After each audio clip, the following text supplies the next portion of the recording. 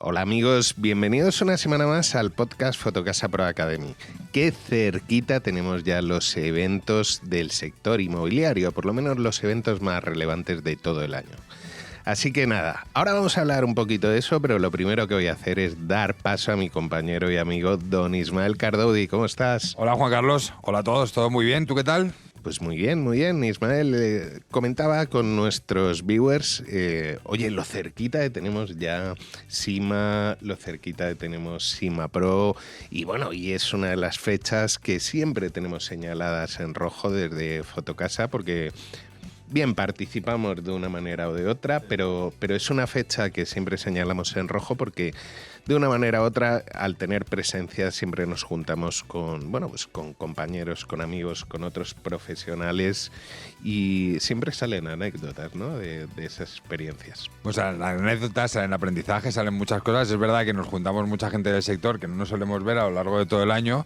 Lo que tú comentabas, termina Semana Santa y parece que empiezan todos los eventos inmobiliarios uno tras otro, pero sí que es cierto que tienes otra vez pues conversaciones y reuniones con colegas más informales y eso te ayuda a saber, oye, qué están haciendo, saber nuevas tendencias, pues nuevos conceptos que tienen ahora mismo pues mucha relevancia en el sector inmobiliario, así que es muy interesante, la verdad. Sí. Es una de las fechas, como os digo, que señalamos en rojo y por eso todos los años intentamos traer un programa específico al podcast en el cual hablemos de esto, ¿no? Porque es una de esas fechas en las cuales todo el sector pues está pendiente un poquito de qué va a pasar en ese salón inmobiliario, qué tendencias van a venir, qué novedades hay, cómo va el mercado, etcétera, y que probablemente o Ismael o yo participemos en alguna de esas O ponencias. los dos y más de los dos, porque aquí normalmente, pues reparten para todos, así que es probable que veáis a Alberto Padilla, a María Matos, a nosotros, así que evidentemente SIMA Pro también es un espacio donde no solo aprendemos, sino que ayudamos a aprender a otros agentes inmobiliarios, así que a ver qué tal. Bueno, pues vamos a entrar en materia, Ismael, sin seguir dando vueltas, que esto se nos da súper bien a ti. Total. Y además cada vez más, chicos, cada vez damos más Mírale, vueltas. ya empieza. Venga, Ismael, ¿a quién tenemos hoy y de qué vamos a hablar? Vamos a ello.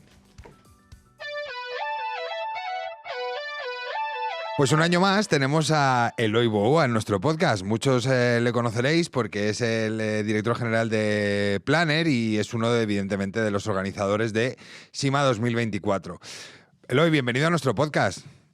Hola, muy buenas. Bienvenido y, gracias por invitarme, que siempre es un placer estar con vosotros.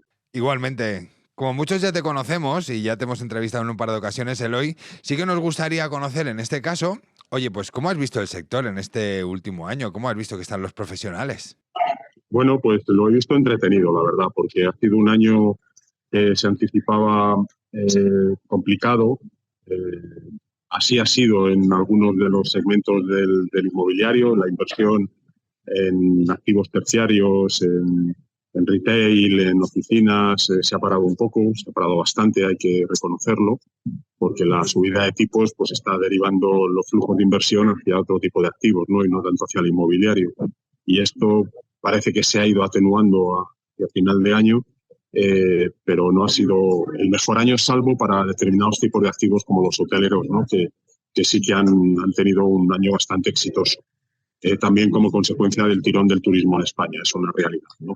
Y en cuanto al sector residencial, pues la verdad es que se anunciaban nubarrones y al final no ha sido tanto, ¿no? Hay nubes en el horizonte, sin lugar a dudas, pero después de un 22 de récord en número de transacciones, en el 2023 se anticipaban caídas de hasta el 25% en el número de compraventas, según algunas fuentes, y sin embargo hemos visto cómo mes tras mes esas cifras no llegaban a producirse, ¿no? Y hemos acabado el año, según los últimos datos del Instituto Nacional de Estadística del INE, con un 10% menos de transacciones.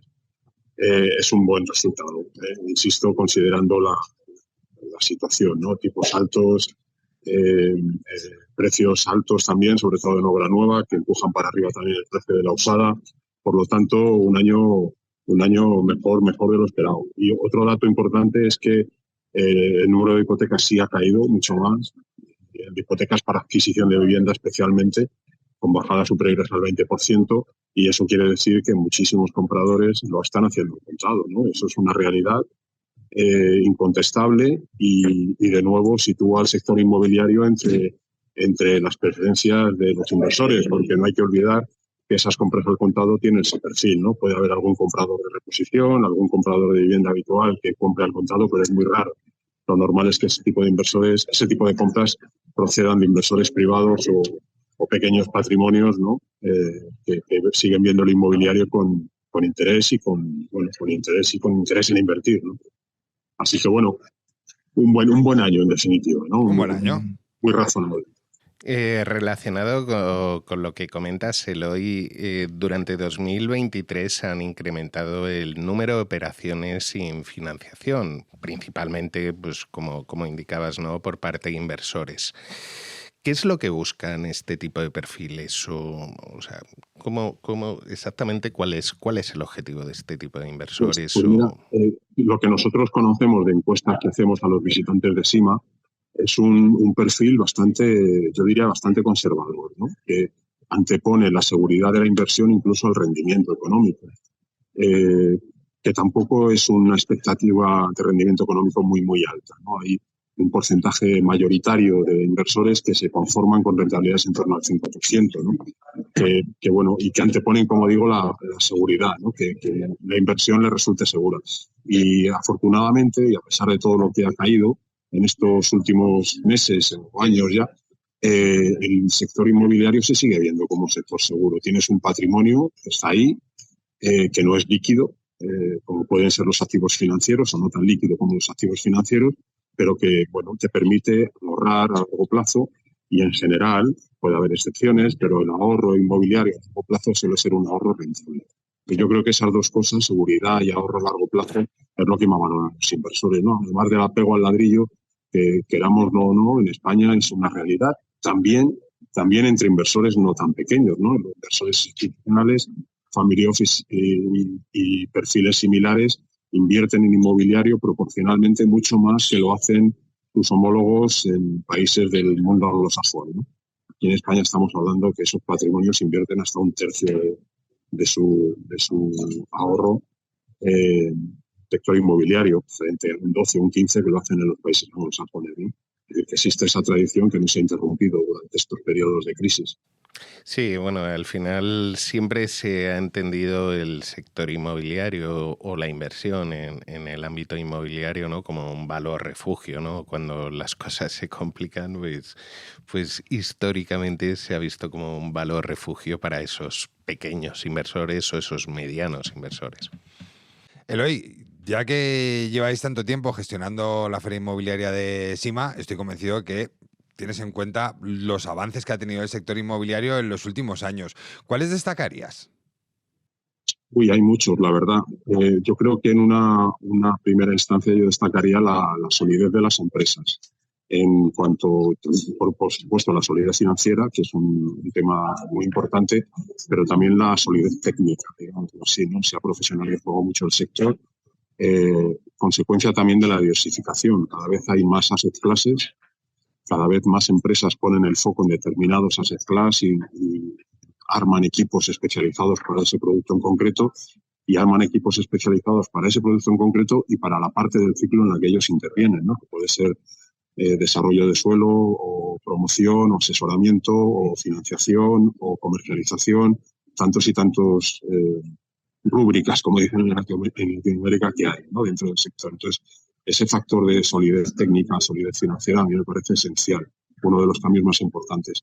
Y esto nos ha llevado también a una preocupación creciente por dos cuestiones. Una, el impacto social, el impacto en general de la actividad inmobiliaria, económico, medioambiental, social, que ha hecho que las empresas se preocupen por estos aspectos, y ya es una realidad que el sector, tanto en el terciario, en el no residencial, como en el residencial, la calidad del producto que se está poniendo en el mercado, la calidad del producto nuevo, es muy alta, desde todos los puntos de vista, de calidad constructiva y calidad de eficiencia energética, ¿no? De promociones con calificaciones A, de sellos BREEAM o LEED o Wellness, o Well, perdón, con escalas altas. Esto es una realidad, ¿no? Se ha entendido ese tipo de activos son mucho más líquidos y a largo plazo, aunque el coste sea ligeramente superior, a largo plazo son activos rentables también por esta característica. Esta tendencia se ha entendido bastante bien. Y luego hay un factor adicional que a mí me parece también muy relevante, que es el de la innovación. Es un sector que todavía está muy atomizado, la innovación no ha llegado a todos los segmentos.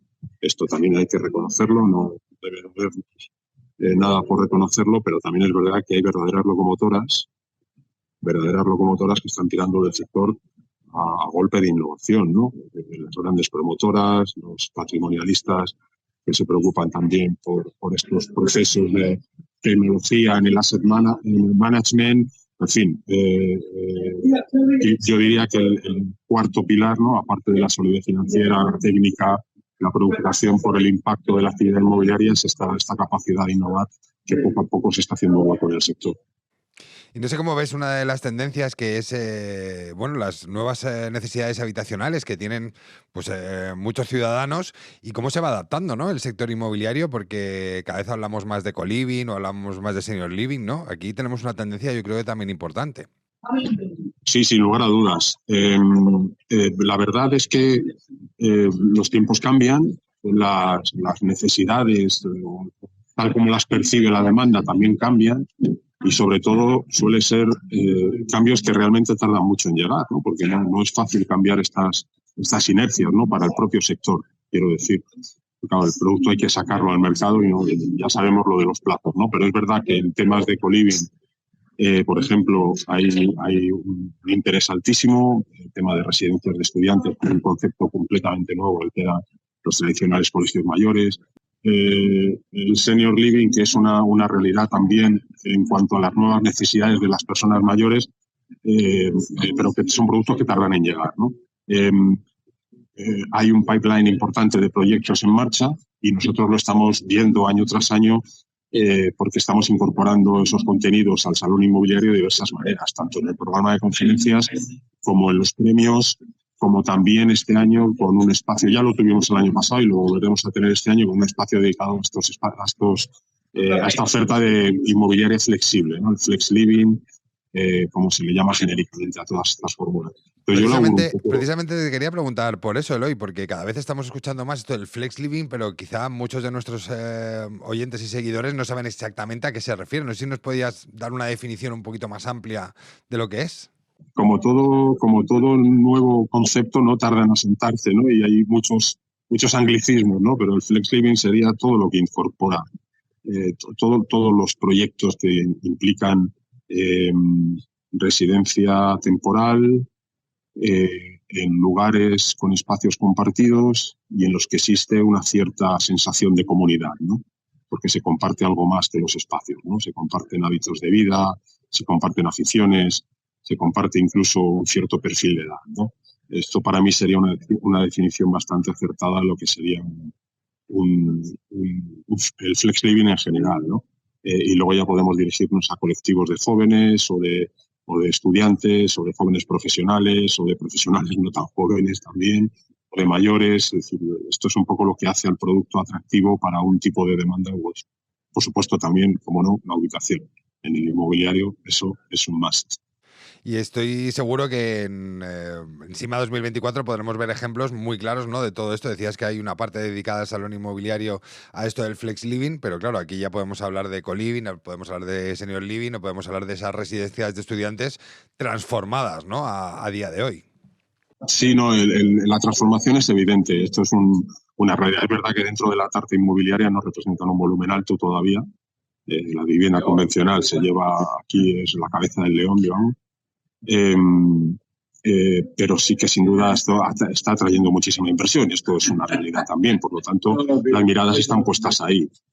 También es verdad que cuando te enfrentas cuando sales al mercado a ver, pues te cuesta todavía encontrar un pipeline grande de proyectos, ¿no?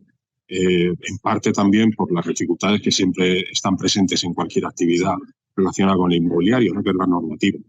Y esto es LAU o es dotación se sale fuera de la ley de arrendamientos urbanos y por lo tanto es otro tipo es un follón. No me voy a detener, tampoco soy experto en esto, ¿no? Pero esto tampoco ayuda a que el sector se desarrolle, ¿no? Y en estos en estos conceptos tan innovadores, pues precisamente tampoco. Sí que es verdad que hay ayuntamientos que ya están regulando, como el de Madrid, por ejemplo, y esto clarifica bastante el mercado para el inversor y para el operador. Así que, bueno, pues como todo, como digo yo, picar piedra, ¿no? Y conseguir que se den las condiciones para que poco a poco todo tipo de oferta tenga cabida en el mercado. Eloy, dentro de poco tendrá lugar, bueno, estamos muy cerca, ¿no?, de esa cita anual que muchos profesionales estamos esperando, como es SIMA 2024 o SIMA Pro.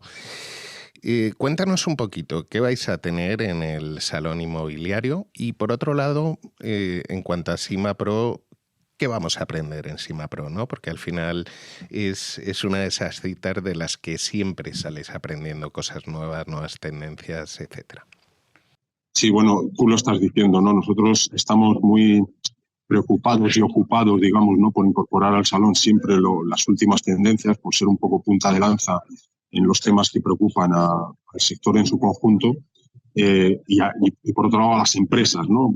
Digamos una a una, que lo que quieren es hacer negocio, ¿no? Aparte de que se vayan resolviendo los problemas estructurales que tiene el sector.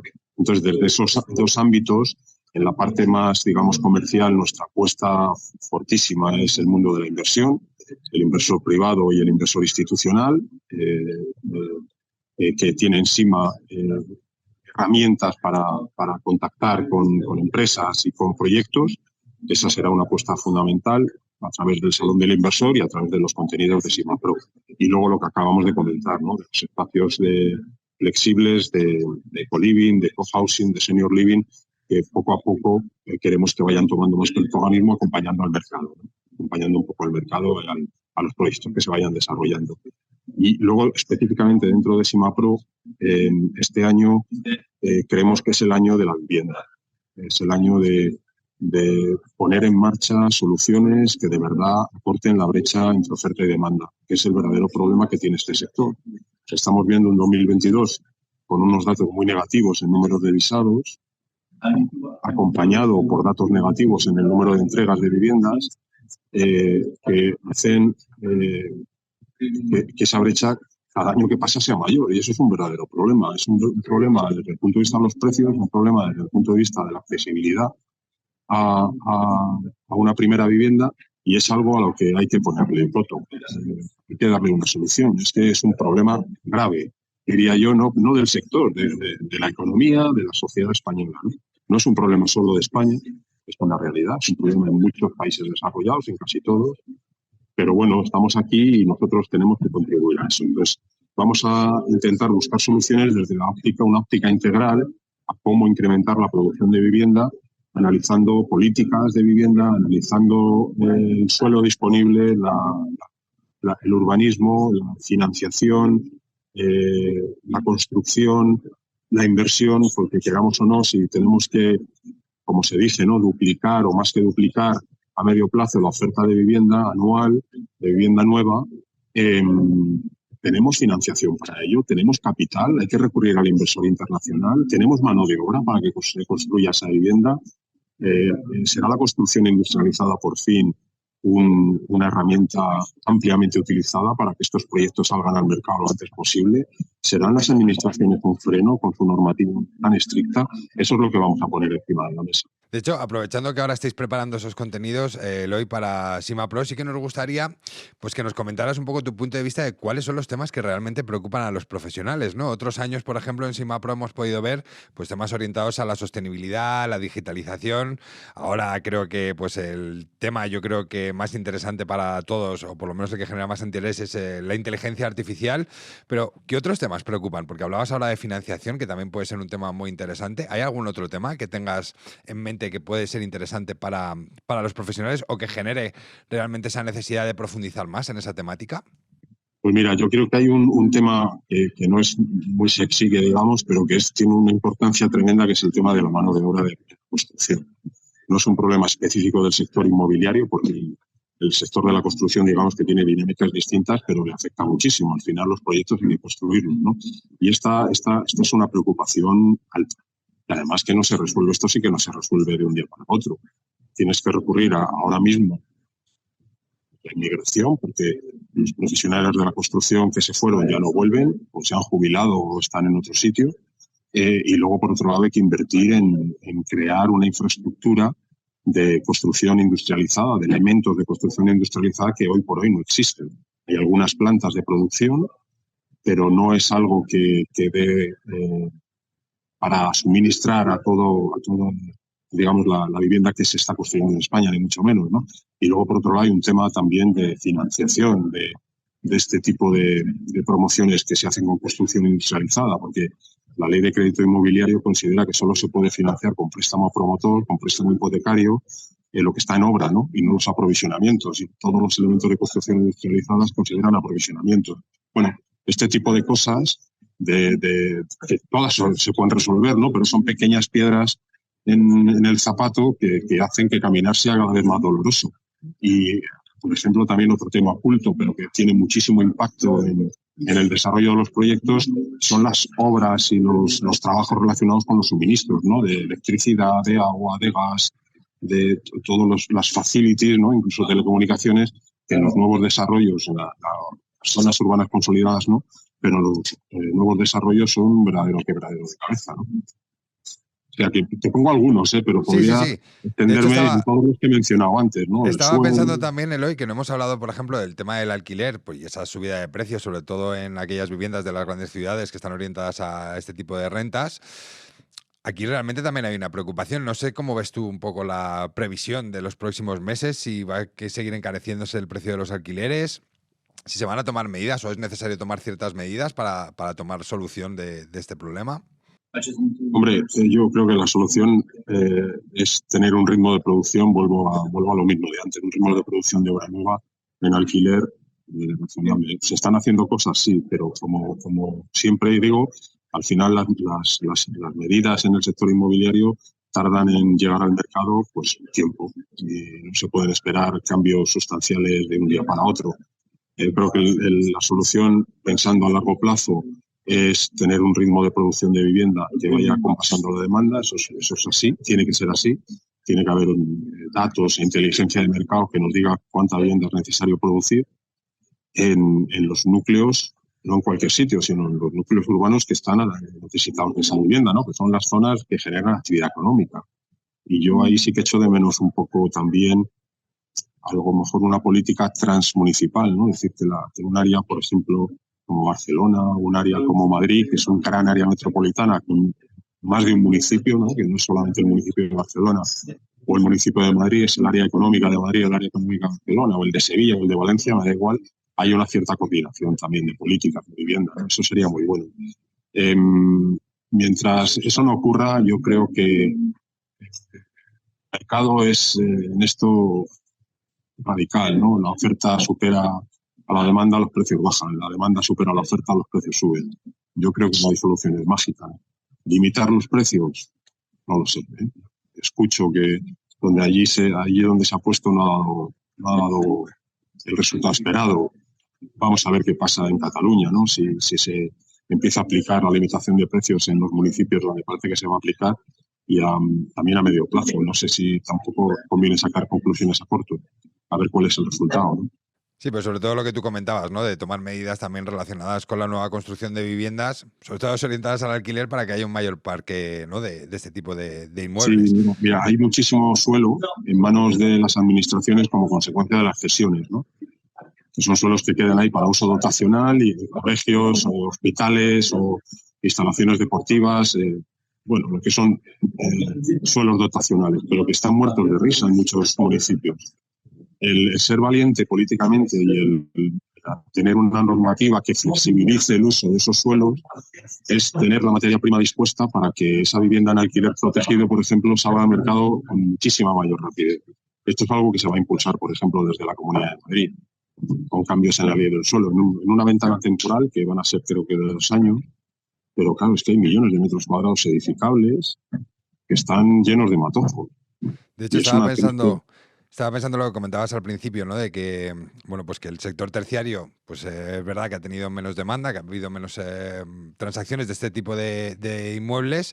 No sé si sería también una opción el hecho de un cambio de uso de estos edificios, ¿no? Que en el centro de las ciudades hay muchos edificios que en muchas ocasiones también, pues por desgracia, están vacíos. Claro, lo que pasa es que las administraciones, con cierta lógica también, propician estos cambios de uso siempre y cuando el uso nuevo sea vivienda protegida de alguna manera, o vivienda en alquiler o en régimen de compra, pero que tenga algún tipo de protección. Obviamente, un edificio de oficinas obsoleto en el centro de Madrid, ningún inversor se va a meter a cambiar del uso a vivienda protegida, ¿no? Habrá que encontrar la localización, pero efectivamente es una realidad que un hotel que ya no tiene futuro como tal o una oficina obsoleta podría ser reconvertido a edificio de vivienda. Claro que sí, técnicamente es posible, pero desde el punto de vista normativo creo que también hay que encontrarle sentido económico. Claro, al final. totalmente, totalmente. Y hoy vamos con la otra parte del mercado. ¿Qué va a pasar con las compraventas? No sé si va a seguir la demanda pues tan animada como ha pasado en el último año.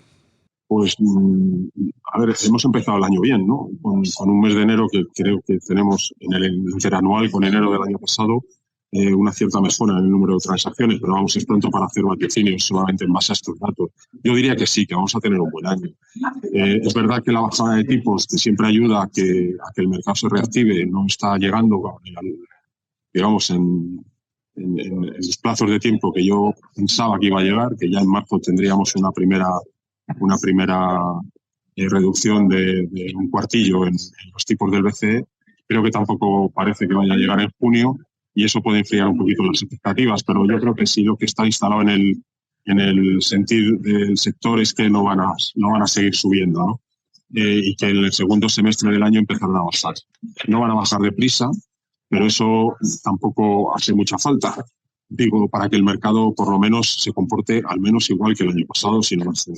Evidentemente, si bajaran más deprisa sería mejor para el sector inmobiliario. Entiendo que hay otras tensiones como las inflacionistas que trata de preservar el BCE que son más importantes en su análisis, ¿no? Y además hablamos a escala europea. Quizá España ahora mismo tiene la inflación más controlada que otros países. También eso hay que tenerlo en cuenta. Pero también hay una presión por parte de las economías que están notando una cierta paralización en que esa bajada de tipos estimularía no al sector inmobiliario precisamente que también, sino al conjunto de la economía. Y yo creo que en la medida en que se impongan estas tesis, veremos pronto bajada de tipos. Y eso ayudará al sector y, por lo tanto, mi pronóstico es que va a ser un año mejor que el pasado. Pero no equivocarme. Veremos. Pues Eloy, siempre es un placer que estés con nosotros en el podcast. Evidentemente, escuchar tu opinión sobre diferentes temas nos encanta, tanto a Ismael como a mí. Pero bueno, como sabes, y la pregunta obligada, ¿no?, que hacemos en todos los programas que hacemos de podcast es, bueno, el podcast de Fotocasa viene de un proyecto de formación como es Fotocasa Pro Academy. Este año, ¿en qué recomendarías tú formarse a alguien que trabaje dentro del sector inmobiliario? A ver, la formación en cualquier ámbito siempre es un activo para los profesionales y para las empresas donde trabajan, pero yo diría que este año especialmente yo recomendaría dos temas. Formación entendida como curiosidad por aprender, aunque no te conviertas en un técnico de la materia, pero yo creo que la tecnología va a ser un requisito cada vez más necesario en los perfiles profesionales del sector inmobiliario, independientemente de la posición que ocupes en la compañía. Posición comercial, técnica, recursos humanos, legal, producción, me da lo mismo. La tecnología. Muchas cosas ya las está cambiando. Las empresas que antes saquen provecho de esta herramienta de el impacto que todavía no conocemos van a ganar posición en el mercado, van a ser más competitivas. Por lo tanto, yo en este aspecto concreto de la IA, abrazar la tecnología, no tenerle miedo y ver qué partido se puede sacar y qué aplicaciones concretas se pueden sacar en la empresa. Y para eso hace falta formación. Totalmente de acuerdo. Y no solamente eso, yo diría también otro tema relacionado con lo anterior, que es la tokenización. Yo creo que Sí, eso es un tema que también va a cambiar muchas cosas. Y por lo tanto también animo a que bueno, dejemos a un lado los miedos, ¿no? De enfrentarnos a estas cosas tan nuevas que no entendemos, yo el primero, pero que van a tener un gran impacto en nuestra actividad profesional. Pero fíjate, Eloy, que es un tema que es relativamente maduro. Lo que pasa que, como tú dices, hay mucho miedo a esa parte tecnológica, pero con la tokenización, con el blockchain, hubiéramos avanzado muchísimo en administraciones públicas, en procesos de empresa, incluso alguna vez lo he dicho aquí en el podcast, hasta en unas elecciones, ¿no?, nacionales, que gastamos mucho dinero y todo esto te daría cierta seguridad, sobre esas elecciones, y la inversión sería mucho más baja. O sea que totalmente de acuerdo con lo que comentas. Pues Eloy, muchísimas gracias por haberte tenido en este episodio del podcast para conocer sobre todo las novedades y tendencias del sector inmobiliario y, cómo no, invitar a todos nuestros oyentes a que vayan a SIMA 2024, donde van a ver todas estas tendencias realmente en la realidad, ¿no? Pues oye, nada, el agradecimiento es mutuo. Yo encantado de colaborar con vosotros, de participar en vuestros podcasts. Me parece una iniciativa interesante. Y felicidades por ese Fotocasa Pro Academy que yo creo que siempre es bienvenido. Muchas gracias, Eloy. Nos vemos prontito. Que vaya muy bien. Chao, muchas gracias a vosotros. Chao. Chao. Vale, Ismael, pues ahora tenemos esa sección que nos gusta tanto, que son los 5 minutos de la marca con Bárbara Puyol. ¿Qué tal, Bárbara? ¿Cómo estás? Muy bien, ¿y vosotros cómo estáis? Pues todo muy bien, esperando a ver qué nos cuentas hoy en tu sección. Que, por cierto, Pues venga, tengo que decir vamos que te hemos echado de menos, ¿eh? Ya, y eso os iba a decir, que falté la otra vez, Faltaste, la anterior, faltaste. así Total. que a ver si lo compenso hoy. Hoy os voy a contar, bueno, recordamos, hablamos sobre qué medios pueden utilizar nuestros clientes para dar a conocer sus productos, sus servicios. Hemos tocado nuestro portal, hemos tocado el medio exterior, con los autobuses, hemos tocado, no me acuerdo, pero hemos tocado otro, y hoy vamos a hablar de la radio. Las famosas cuñas de radio, que vamos a intentar profundizar un poco en este tema porque es uno de los medios más efectivos para notoriedad, y bastante bien de precio. Hay que decir, también al final pasaremos unas horquillas de precio y también dependiendo siempre de si una campaña grande, pequeña, el alcance, etcétera, etcétera. ¿Qué tiene de bueno la radio? Tiene un alcance buenísimo, o sea, a pesar de que es uno de los medios más antiguos que tenemos, sigue estando, sigue aguantando mucho, cae menos que la televisión y el consumo de radio sigue siendo bastante importante en este país. Así que nos da la posibilidad de poder, a nivel local, porque nuestros clientes seguramente a lo mejor necesitan llegar a un poco más a nivel local, nos permite llegar muy bien con la radio. Y luego las audiencias son buenas, es decir, a nivel poder segmentar nuestras audiencias, la radio también nos ayuda a que, dependiendo de si queremos un público más joven, más adulto, más con un poder adquisitivo, pues poder estar presentes depende de qué programas, nos ayuda a segmentar mucho eso. Entonces también la radio en este sentido es muy útil para poder llegar al público al que queremos. Bárbara, una pregunta, porque estás hablando de segmentar por edades, por ejemplo. ¿Podemos segmentar también por zonas muy concretas? Correcto, sí podemos, no muy concretas. Sí que las grandes emisoras tienen conexiones provinciales y luego hablaremos de, por ejemplo, radios más locales, ¿no? Por ejemplo, la radio de ciudades pequeñas o de pueblos grandes, que eso también ayuda mucho para poder llegar a esa zona, ¿no? Entonces, luego al final también tenemos este ejercicio presupuestario que nos dirá un poco cuánto costaría impactar, yo qué sé, a Cataluña y cuánto costaría impactar a Olot, la ciudad de Olot, por ejemplo, una ciudad pequeña. Vale, ¿qué más ventajas tiene la radio? Pues la producción como tal de las cuñas de radio es bastante económica, es decir, al final tú te vas a una sala o incluso hay algunas emisoras que te lo hacen ellos, de tal, tú tienes que pagar al locutor, incluso si tienes a alguien que es un poco apañado y es un buen comunicador, te lo puede hacer. Entonces, bueno, es un formato bastante económico porque necesitas una sala y tener una persona ahí que grabe. ¿Conoces a alguien que te ponga voces a algún sitio? No sé. No sé, yo no conozco a nadie, no sé si... No, eso es una broma. el último que tenemos en Fotocasa, un desastre. Habrá ¿Verdad? que buscar Habrá que otro. buscar. Te pregunta por eso. Esto para los que nos están escuchando y no entienden la broma, es que, por ejemplo, Ismael lo hemos utilizado como voz para los spots de televisión.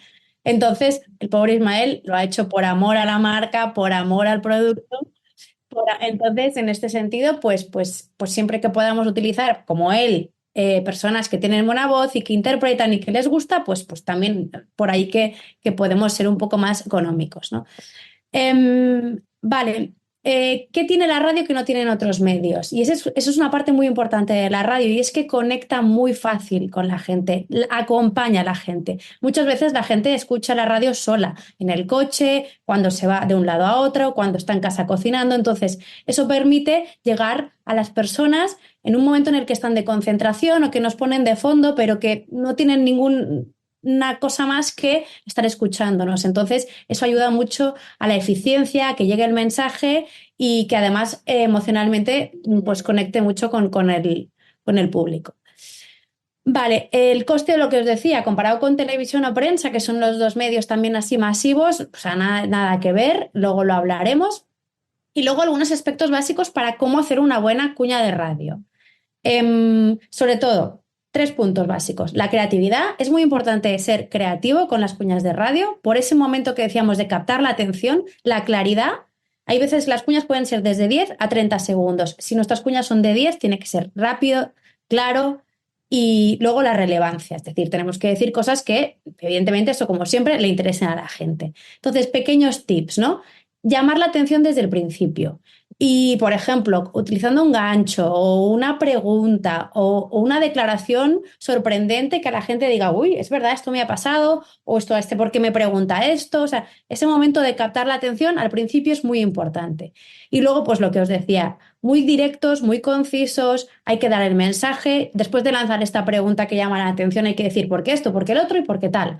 Y luego, al final, es importante un buen call to action. Decirles, entra aquí, visítanos en tal sitio o llámanos a tal sitio. Importante que quede claro, y si queremos repetirlo 2 veces, se repite, dependiendo la duración.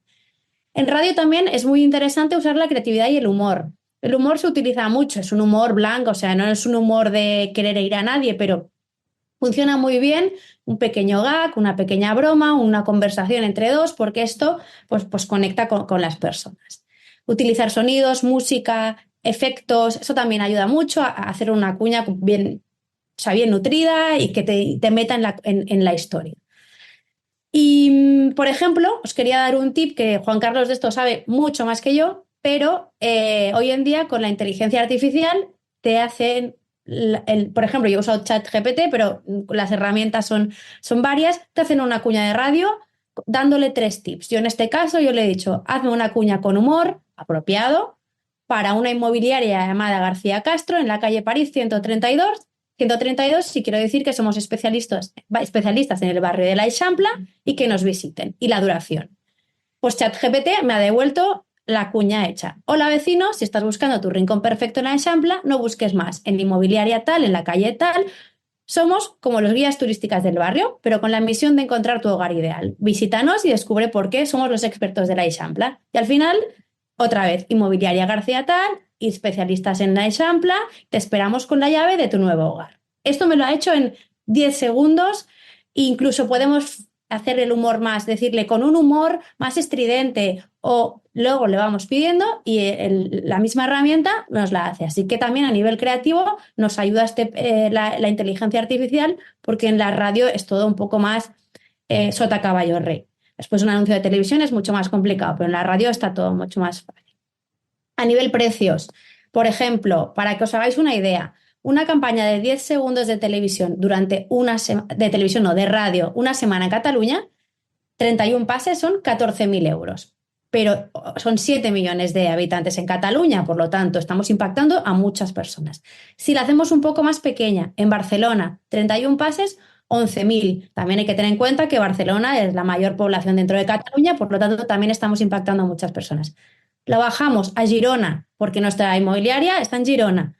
Por ejemplo, en este caso serían 2.000 euros, poder tener 31 pases de radio. Por lo tanto, ya el presupuesto es más asequible.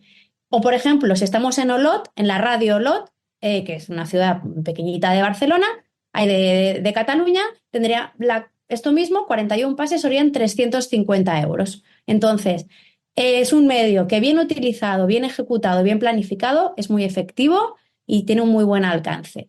Así que es uno de los medios que desde Fotocasa tenemos pendiente trabajar, pero nos encanta porque la verdad es que veréis que tiene resultados muy, muy, muy efectivos.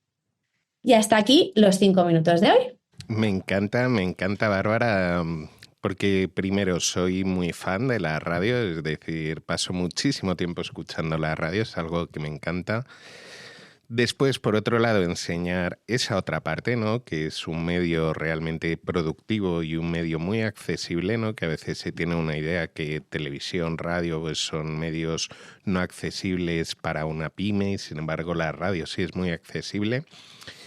Y por último, oyendo los costes, creo que me voy a lanzar una campaña en Olot para promocionar mi canal de YouTube.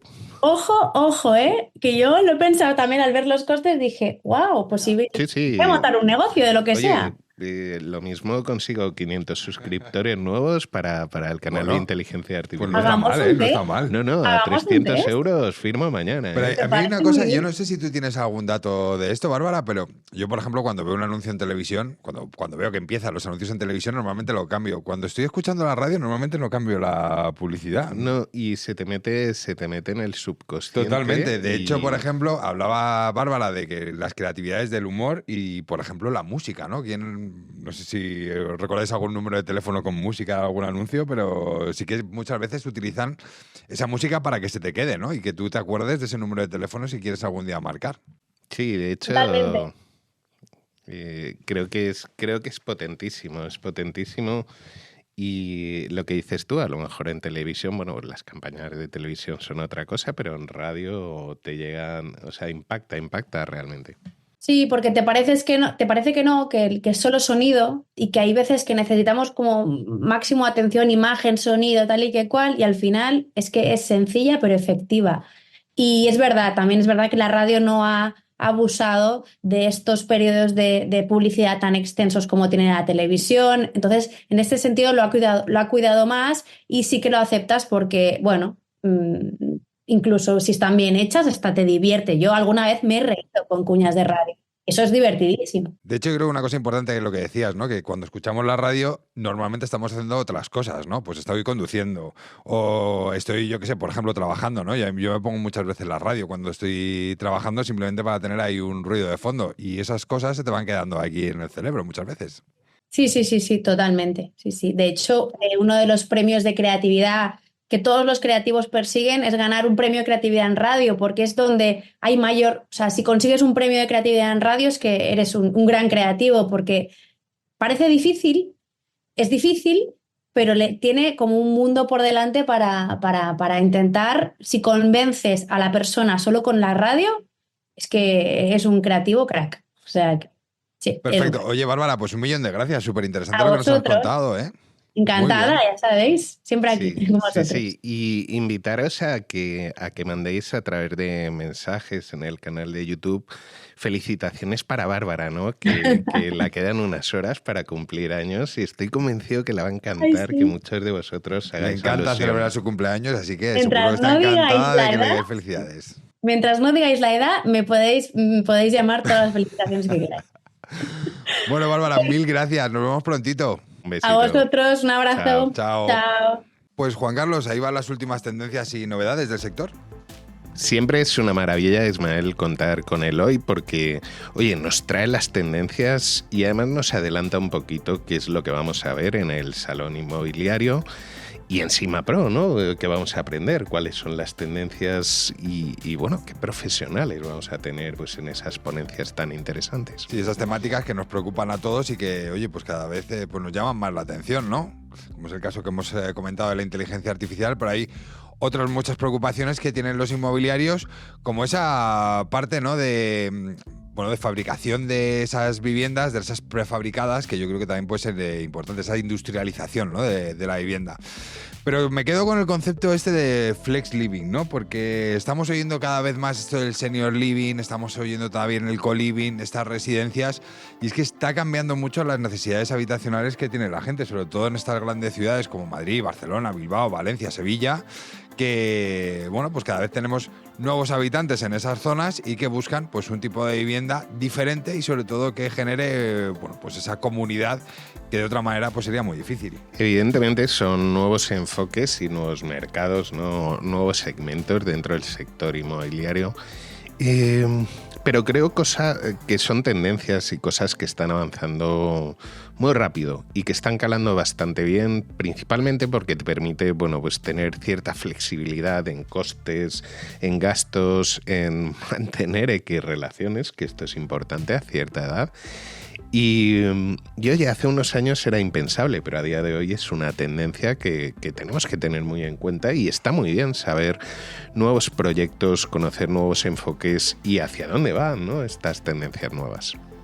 Y otro punto importante que nos ha comentado Eloy es su punto de vista acerca de las previsiones del sector inmobiliario en los próximos meses, que evidentemente pues esta subida de tipos de interés que tuvimos los meses atrás pues está afectando un poco al sector inmobiliario, pero todavía hay un gran dinamismo que parece que va a continuar a lo largo del año, incluso que puede crecer, sobre todo en la última parte del año, como hay algunos estudios que indican esto, ¿no?, que el mercado inmobiliario se va a animar mucho más a partir del segundo semestre, así que a ver si es verdad.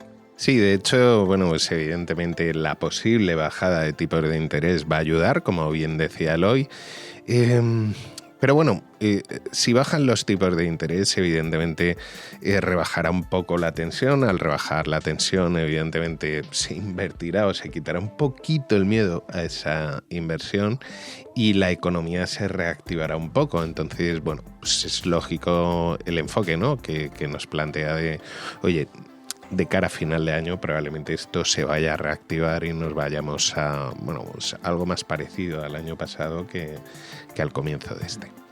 Y luego otro punto importante, lo resistente que es nuestro sector, ¿no? Algo que quizá hace 10 años no estábamos tan seguros de que fuéramos un sector que pudiera resistir cualquier tipo de crisis. Ahora mismo parece que pues somos uno de los sectores que más avanza y que más está aportando a la economía, al menos de nuestro país. Sí, de hecho él ha dicho la palabra clave, ¿no? Un sector muy maduro o con cierta madurez. Y es cierto, ¿no? Se nota. Yo llevo 14 años o 15 años, ya no sé lo que llevo, en el sector y evidentemente se nota, ¿no? Yo no he notado muchísimos cambios a lo largo de estos 14 años. Como bien dice Eloy, madurez, muchísima más estabilidad, ¿no?, que en otras épocas.